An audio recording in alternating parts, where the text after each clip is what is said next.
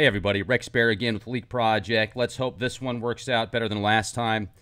I think the Archons got us on the last one there. Did you hear that voice, how it started getting real weird at about the 13-minute mark when I started discussing the Archons and the Emerald Tablets, and all of a sudden the voice starts going...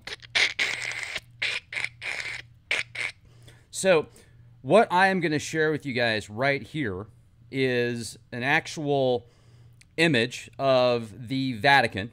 And as you can see, this giant pine cone.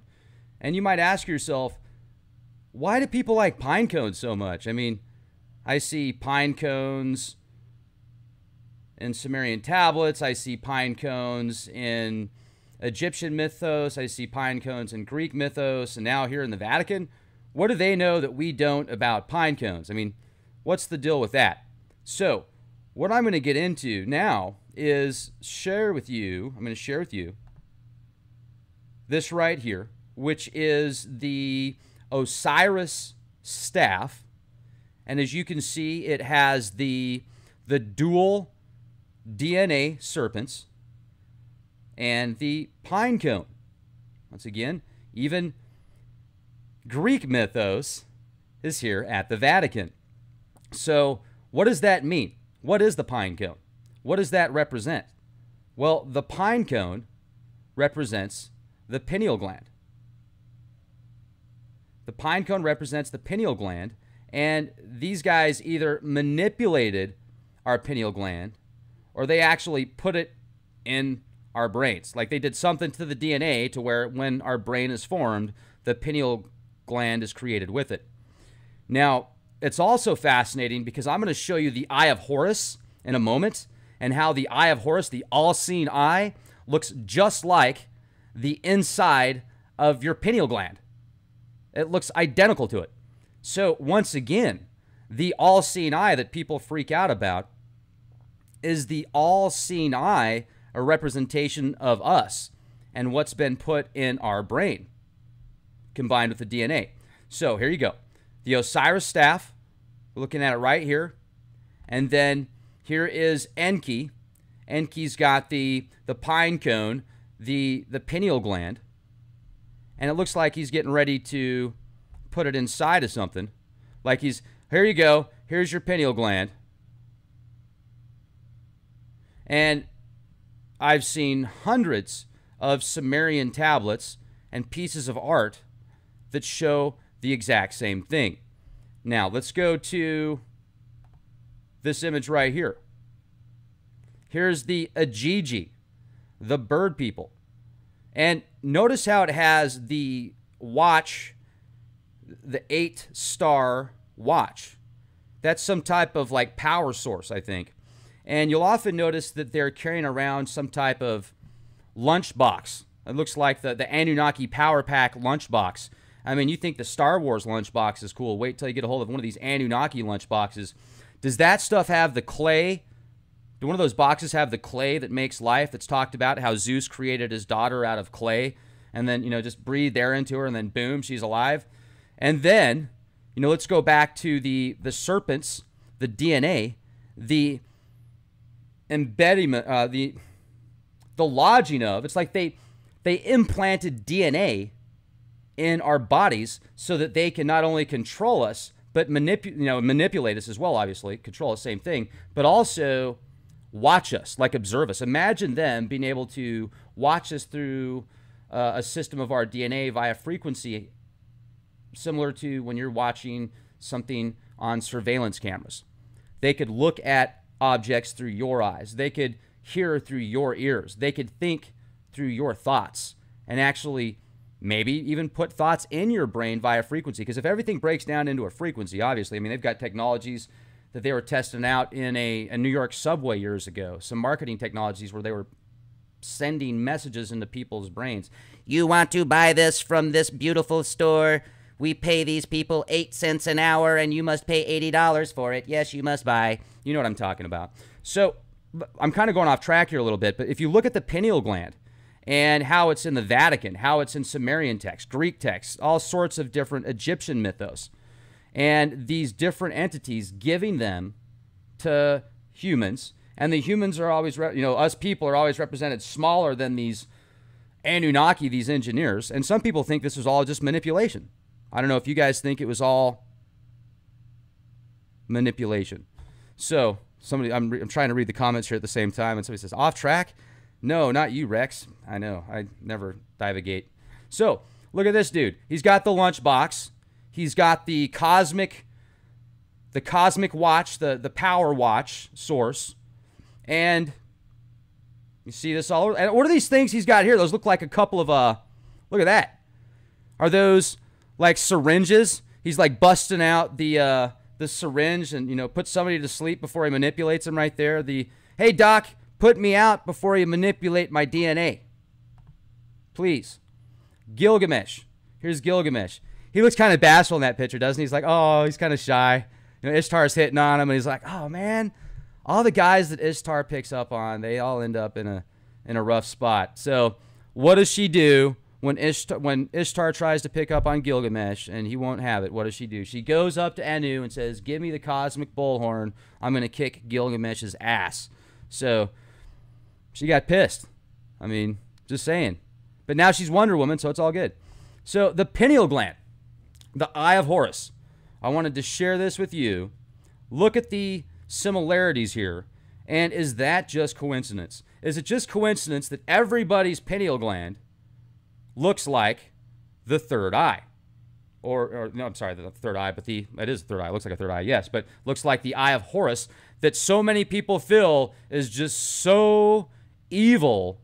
You know, like my logo. Rex, you're an Illuminati shapeshifter because you have an eye in your logo. You're one of them. You're one of the Illuminati.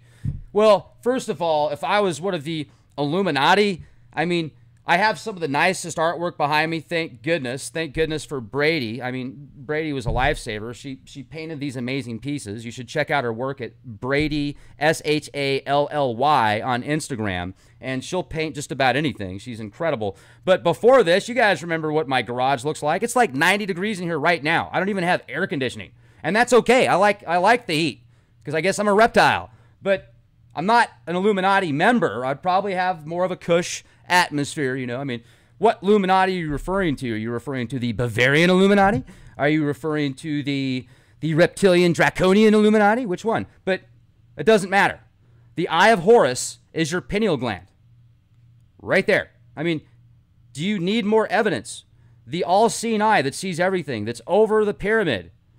Yes, I live in my garage. Is it? In my van, okay? Take it easy on me. It's cheaper that way. So, and then you look at all the, here's another dot that I connected for you guys. The mercury, the thimerosal, the encapsulation, the calcification of the pineal gland, of the third eye. Well, what causes that? Thimerosal, mercury, right? Well, in the film The Mummy, I can tell you this part, this isn't going to give too much away. They use mercury as a form of keeping one of these very powerful spirits from not gaining too much power, from not getting enough power to overtake them. So literally what they did in ancient Egypt to keep God suppressed, they're now putting mercury in anything they can get their hands on and say it's good for you. I mean, that would make sense to that totally makes sense when you get to the thimerosal and the fluoride and all that other stuff. So the Pleiadians, the Pleiades, the 7 stars that are referred to in Sumerian texts. This is another really cool connection here, because if you get into the Sumerian writings of these 7 layers of protection, the 7 stars, where Nibiru comes from. Well, if Nibiru is a planet, it's definitely a place. I don't know where the place is. If it's a planet, it comes from the Pleiades. That's the connection of the 7 stars, the 7 sisters, the 7 layers of protection, the 7 chakras, the 7 numerology runs rampant. I mean, it's all over the place. And that would be the connecting point for the Sumerians. They think they came from the Pleiades. Whether or not they did, that's what they think. And hey, in a sense, we all kind of did, because we're made up of stars, you know, stardust, our DNA. I mean, we're all kind of made up of this matter, which is holographic in essence anyway. It's difficult to get to that finite point because it keeps bouncing in and out of dimensions, literally. I mean, you can do the double slit experiment. You can see the frequencies on one side, and you can see the particles on the other, and then your thought will dictate if it's a particle or if it's a frequency. It's bizarre, and it's incredible at the same time. So that means if you really think about it, at the quantum level, which is the beginning, if you can change the quantum core, you can change yourself. You can change the macro level, all via thought forms. And some of these guys are very good at doing it with the different media escapades that they like to play, and the different theater and the different mind control tactics and the different industries that are all harmonizing at a specific frequency. Because if you really break it down, if you look at what's going on around us right now and you ask yourself, why is there so much destruction around us, yet we still have these amazing opportunities every day? But you look at these giant corporations and industries like the medical mafia industrial complex that makes trillions of dollars off of a system that's broken and doesn't really work, and keeps people sick to an extent to where they can still function so they can keep paying their doctor bills and pay their, you know, their other bills that they have to pay until they die. And they have shorter lives now. I mean, my great-grandma was 101 when she passed. Now, if somebody can make it to 90, they're lucky. And so why is this going on? Well, this is another connection I'm going to share with you guys here in a minute with the Serpent Archons that are discussed in the Emerald Tablets and many other texts of antiquity that have been suppressed and lost and now found. Well, you get into these Serpent Archons that feed off of people, that actually use people as hosts and show up during blood rituals and during pain and during suffering and different emotional escapades. Well, these Archons, these serpents, are literally all around you, and you won't even see them with your physical eyes. So what do? Well, let's get rid of the third eye as best as we can. Let's calcify the pineal gland. So if we want to use that part of our body, which we were born with, well, maybe not, well, which we were born with it, who knows if we had it 300,000 years ago, right? Or did these guys just manipulate it and make it look like they gave it to us when they really didn't? Some type of time travel effect where they were able to change the scriptures and prophecies and writings all the way back to the cave era, where there, you know, these paintings in caves that are 27,000 years old in France that connect to the same thing. The Pleiades, the engineers, the Anunnaki, the gold mines that are found in Africa that are 250,000 years old. And if you want to follow the storyline of the Anunnaki that come from the Pleiades manipulating the original Earthlings to do their bidding so they didn't have to make robots, I guess, and then they could just do their lavish lifestyle and their cosmic soap opera. Well, it's a great question. Where was I going with that? Okay, the Archons. That's right, the Archons. The Archons, the Serpents, the Emerald Tablets of Thoth. I'm going to read to you in just a moment. Look at these industries that, once again, are profiting off of keeping you suppressed. And think about the money that these industries make keeping you sick and forcing you to take injections of poisonous cocktails that they describe or disguise as vaccines. Otherwise, you can't go work in a system that's partially corrupt anyway. Or you can't have your children indoctrinated at a specific public school because you don't want to inject them with poisonous cocktails described and disguised as vaccines. In my opinion, I think there's something wrong here, don't you? When there's billions of dollars, hundreds of millions of dollars, I should say, that have been given to victims of people that have been injured from vaccines. Yet that's all just a conspiracy and it doesn't exist. This system of archonic influence that literally finds a way to feed off of people like parasites, and it manipulates people behind the scenes. What it's doing is causing people to create their own demise. I mean, one thing that I will say about Hollywood that I think they're doing a really good job at recently, like in the Wonder Woman film that I watched, Ares, the nemesis, the controller of the war. Well, he's like, it's not me doing this. It's you guys doing it. I'm just whispering in your ear. I'm just giving you little hints and little pieces and little tidbits, and you guys are the ones creating your own demise. And if you really think about it, you guys, we are. We're creating our own demise, not us personally, because we're actually wanting to make a change. We're actually discussing these things. We're actually willing to be out in the public and talk about stuff that most people aren't willing to talk about. So that's fantastic. The question is, what do we do to get to that next level? Now, we're the Anunnaki. We're these demigods. We're these engineers. Were they originally good? Did they originally have good intents? And do they still? Have some of them been manipulated by these archonic influences, like these serpent archons? And is that where the cult of Saturn comes in? Now I want to take it into a little bit of a different aspect here for a second, because you look at the cult of Saturn, you look at the manipulation of man behind the scenes, and this is connecting with what I was just talking about. These influences behind the scenes that you're not seeing with the physical eye, and you're having a tough time seeing with the pineal gland.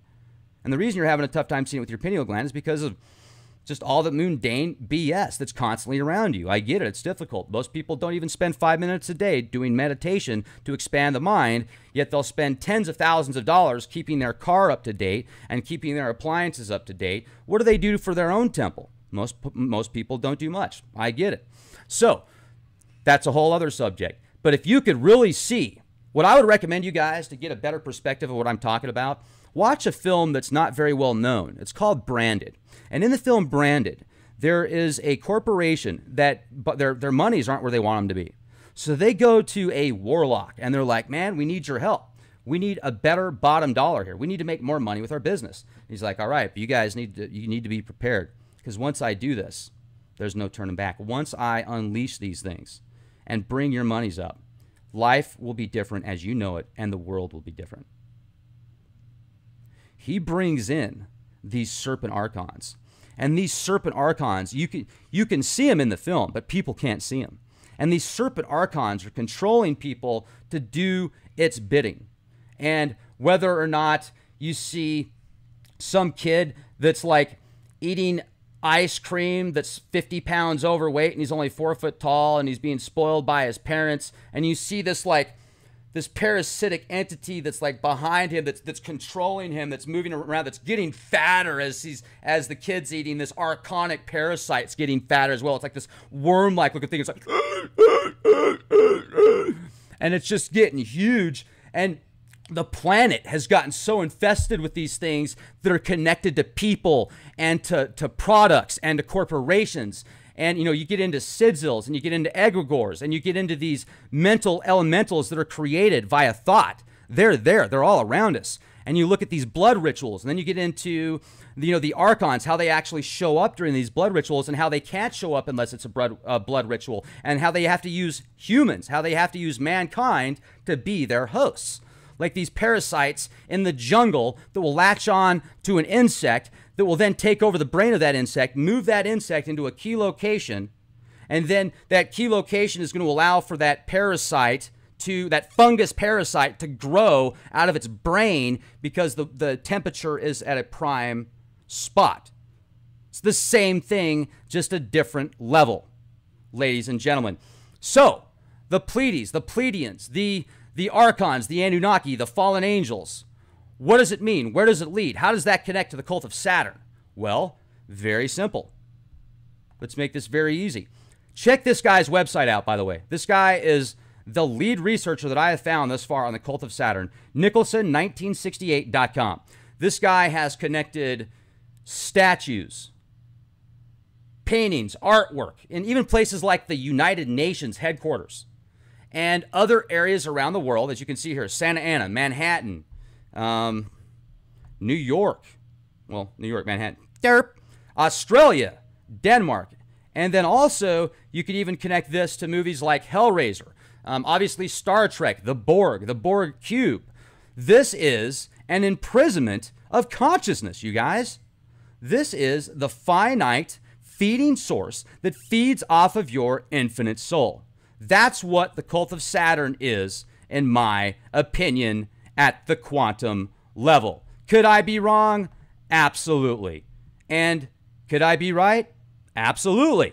So this is the Emerald Tablets of Thoth right here. This is the Emerald Tablet, tablet number 8. Here we go.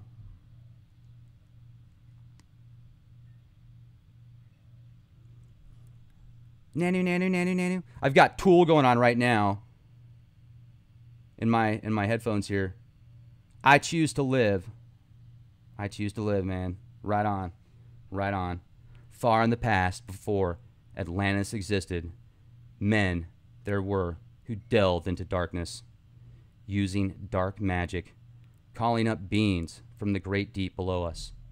Forth came they into this cycle. Formless were they, of another vibration, existing unseen by the children of earthmen. Only through blood could they have formed being. Only through man could they live in the world. In ages past were they conquered by masters, driven below to the place whence they came. But some there were who remained hidden in spaces and planes unknown to man. Lived they in Atlantis as shadows, but at times they appeared among men. When the blood was offered, for they came, they to dwell among men. In the form of man, they amongst us, but only to sight were they as our men, serpent-headed when the glamour was lifted, but appearing to man as men among men. Crept they into the councils, taking forms that were like unto men, slain by their arts, the chiefs of the kingdoms, taking their form and ruling over man. Only by magic could they be discovered, only by sound could their faces be seen. Sought they from the kingdom of shadows to destroy man and rule in his place. But know ye, the masters were mighty in magic, able to lift the veil from the face of the serpent, able to send him back to his place. Came they to man and taught him the secret, the word that only a man can pronounce. Swift then they lifted the veil from the serpent and cast him forth from the place among men. Yet beware, the serpent still liveth in a place that is open at times to the world. Unseen they walk among thee in places where the rites have been said.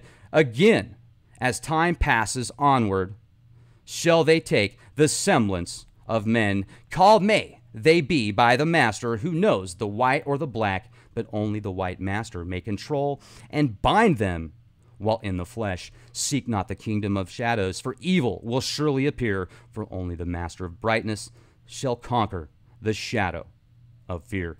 Know ye, O my brother, that fear is an obstacle. Great, be master of all in the brightness, the shadow will soon disappear. Hear ye and heed my wisdom. The voice of light is clear. Seek not the valley of shadow, and light will only appear. List ye, O man, to the depth of my wisdom. Speak I of knowledge hidden from man. Far have I been on my journey through space-time, even to the end of space of this cycle. Glimpsed the hounds of the barrier lying in wait for he who would pass them in that space where time exists not. Faintly I sensed the guardians of cycles. Move they only through angles. Free are they not of the curved dimensions.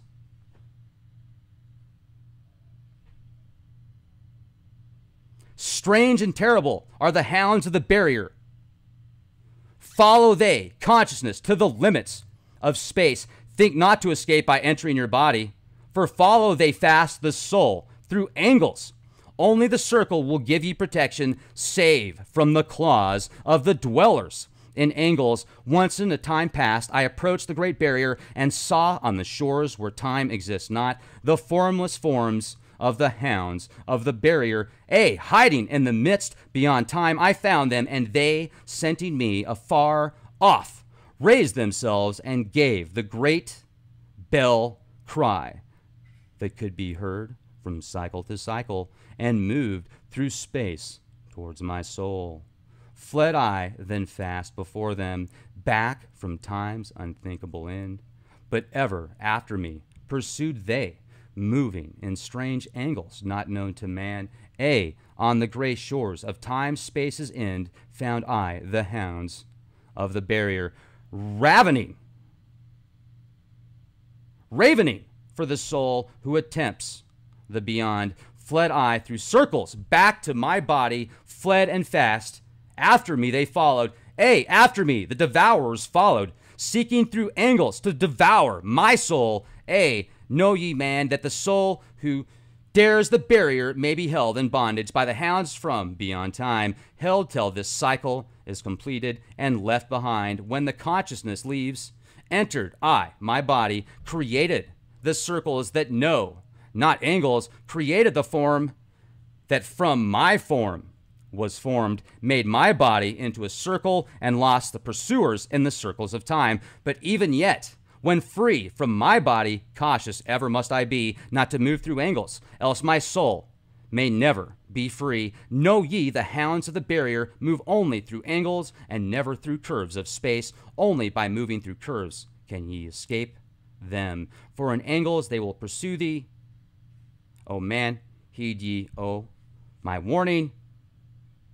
Seek not to break open the gate to beyond. Few there are who have succeeded in passing the barrier to the greater light that shines beyond. For know ye, ever the dwellers seek such souls to hold in their thrall. Listen, O man, and heed ye my warning. Seek ye to move not in angles but curves, and if while free from thy body, through hearest the sounds like the bay of a hound, ringing clear and bell-like through thy being, flee back to thy body through circles, penetrate not in the mist before, when thou hast entered the form thou hast dwelt in, use thou the cross and the circle combined, only thy mouth, and use thou thy voice, utter the word, and thou shalt be free. Only the one who of light has the fullest can hope to pass by the guards of the way, and then must he move through strange curves and angles that are formed in direction not known to man. List ye, O man, and heed ye my warning, attempt not to pass the guards on the way. Rather should ye seek to gain of thine own light, and make thyself ready to pass on the way. Light is thine ultimate end. O my brother, seek and find ever the light on the way. Phew! There you go. Bingo! That was awesome. I feel great. It's kind of hot in here, though. I'm starting to sweat a little bit, if you can tell that. However, that makes total sense. So let's go back to the cult of Saturn. What we just talked about, the cult of Saturn. What you're looking at right there are finite lines. What you're looking at is a prison of construct, a prison of consciousness, a construct over consciousness, using consciousness itself, the infinite source of spark, of divine providence, using that as an energy source. How far out is that? And you've been warned, ladies and gentlemen. The information is right there for you to decide. The cult of Saturn or the infinite circle of bliss. This is crazy. This is absolutely incredible. And then you can connect this back to the Pleiades, and how I've heard so much information about how possibly these space travelers, if you want to believe in it, you don't have to. I mean, you can think that there's no such thing as space travelers. There's no such thing as space, and everything in the universe is a hologram, and we are the only thing that is real, and everything else is fake, and even everybody else except for you is fake because they're just a fragment of your imagination. You can get really into that. I get it. So let's say, though, for a second that all of this information that I have been presenting to you guys through various resources, and many of these resources are solid, well, maybe the ancient astronaut theory and manipulation of man, woman, isn't that far out. And if we were manipulated, and if these entities did come from the Pleiadian star system, where did these Serpent Archons come from? How did they get to that location? And what is CERN doing? What is CERN doing right now in connection with these Archons? Are they pulling these Archons in, kind of like in that movie Branded that I was talking to you about, how the entire world got literally infected with these archonic parasites, these thought forms that were created via dark sorcerer to help these businesses make more money? And think about it. Think about this for a minute. You look at the news today. Most of the news, especially in the mainstream media, these six conglomerates that control over 90% of the media, their biggest stories are stories of doom and gloom and people's dirty laundry. And you look at all these entertainers that are out there that make $20 million a film, make millions and millions of dollars, and then you've got people picking them apart.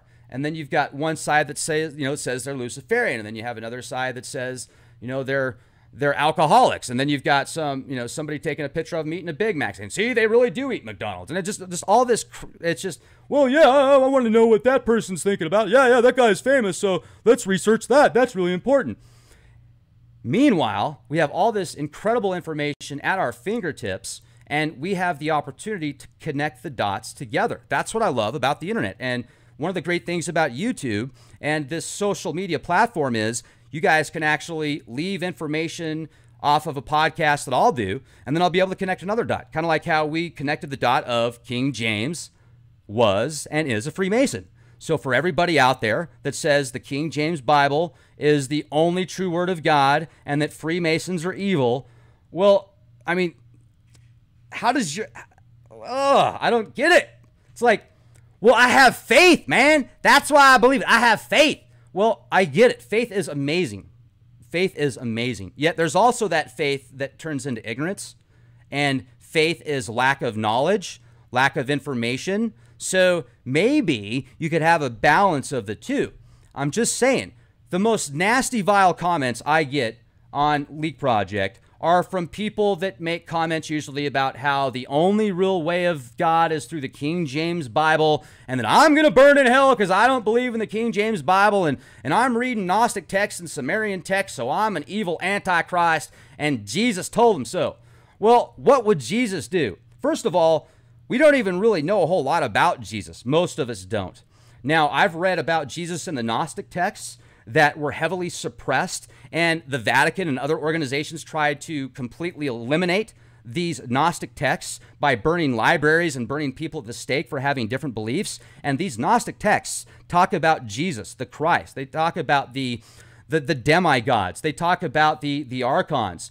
And it's fascinating the different viewpoint Gnostic Christians have or had towards the Christ than the Masonic King James Bible viewpoint.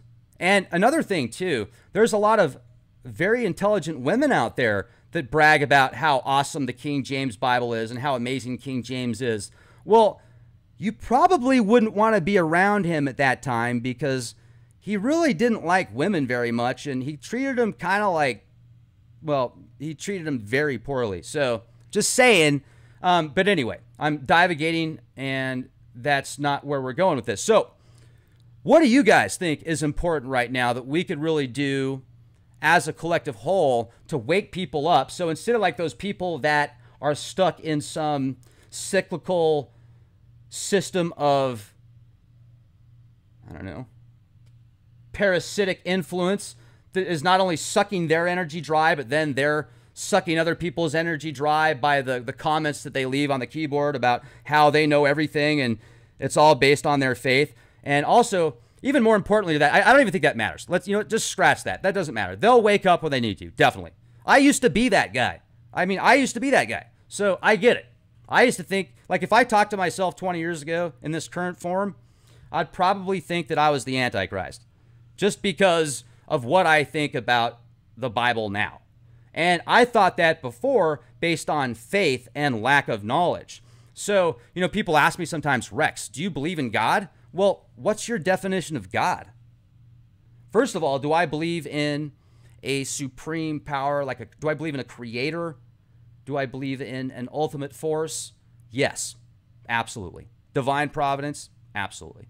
There's been so many things that have happened in my life and synchronicities, and just opening my eyes when I wake up in the morning proves to me that divine source is real. Absolutely. Now, would I classify divine source, all-knowing God, the creator of everything that knows everything? Would I classify that source as what is described in the Old Testament? No. Or the New Testament? No.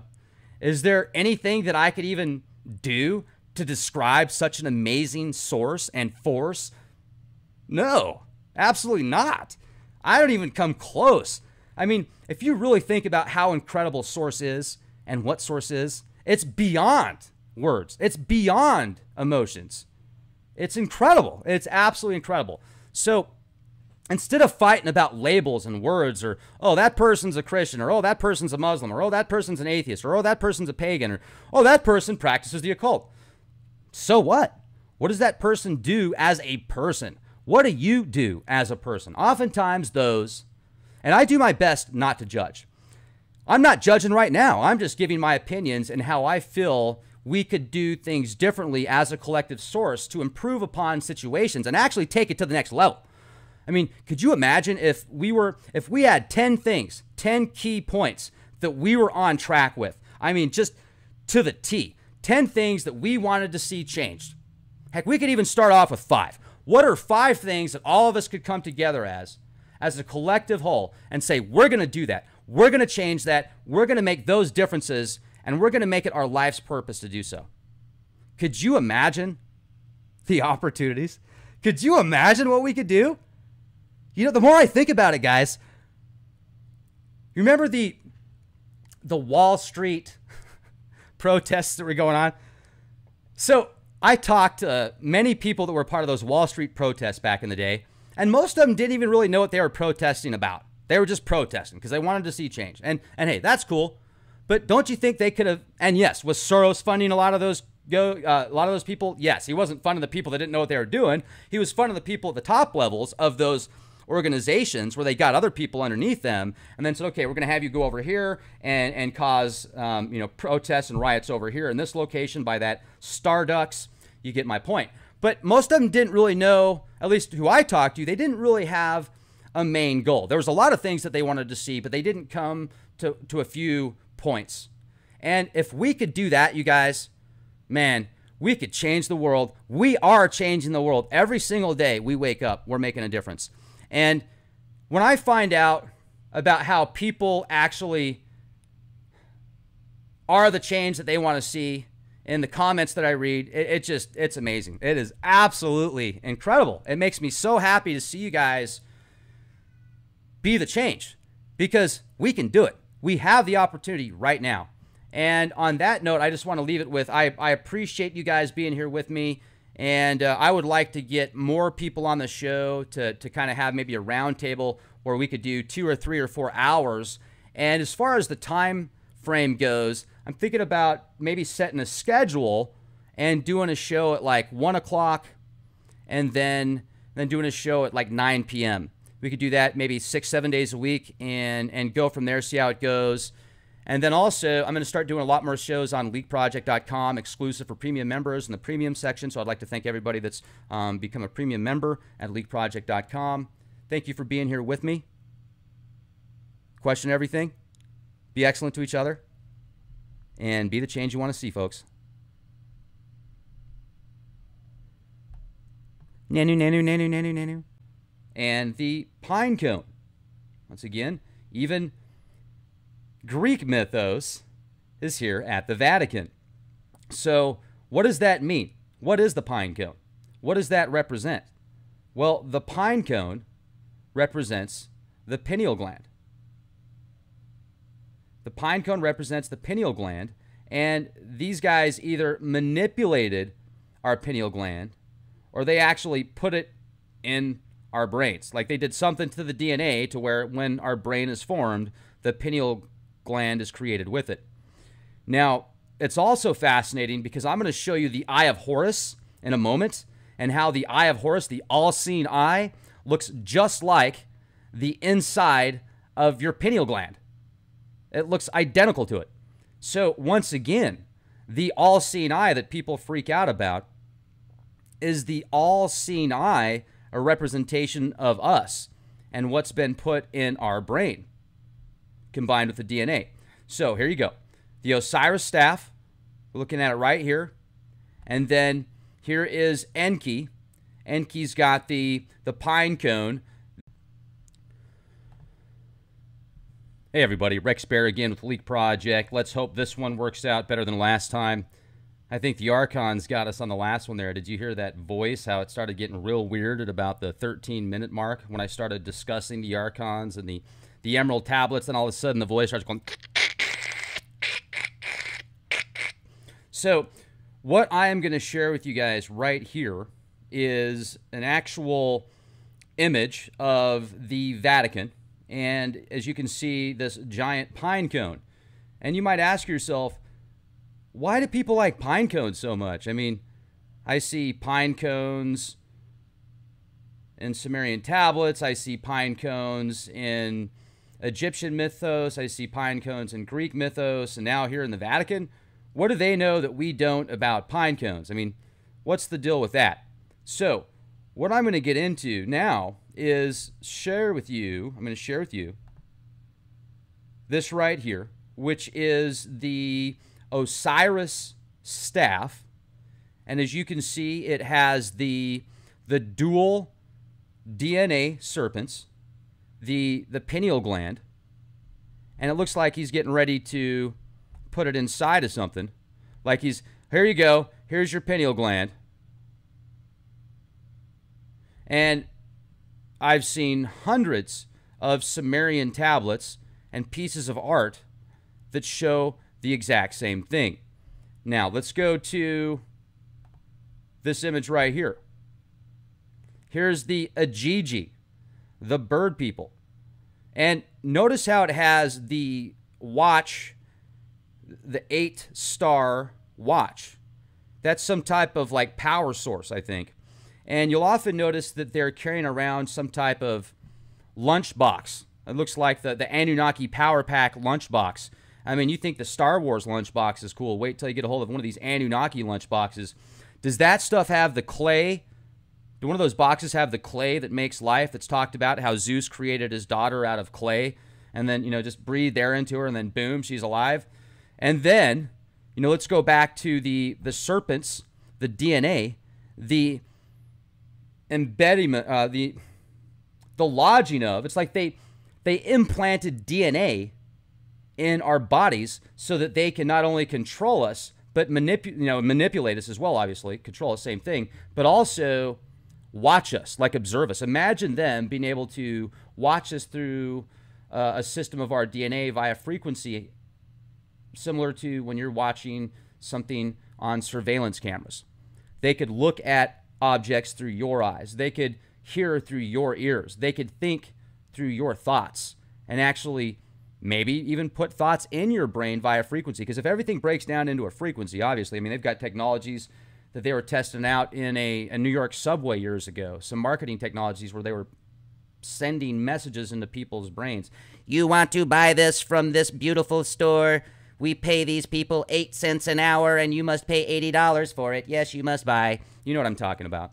So I'm kind of going off track here a little bit, but if you look at the pineal gland and how it's in the Vatican, how it's in Sumerian texts, Greek texts, all sorts of different Egyptian mythos, and these different entities giving them to humans, and the humans are always, us people are always represented smaller than these Anunnaki, these engineers, and some people think this was all just manipulation. I don't know if you guys think it was all manipulation. So I'm trying to read the comments here at the same time, and somebody says, off track?